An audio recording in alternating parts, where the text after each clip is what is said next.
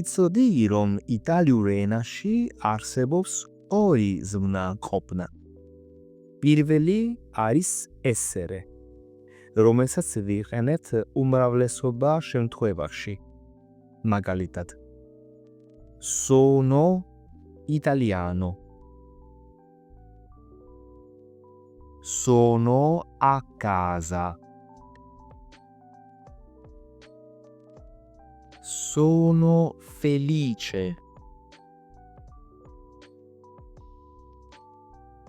მეორე არის ზმნა stare, რომელსაც ვიხსენებთ განსაკუთრებით, როდესაც უნდა შევეკითხოთ როგორ ხარ, come stai?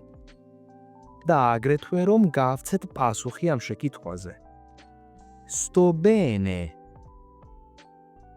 Sto male. Sto così così.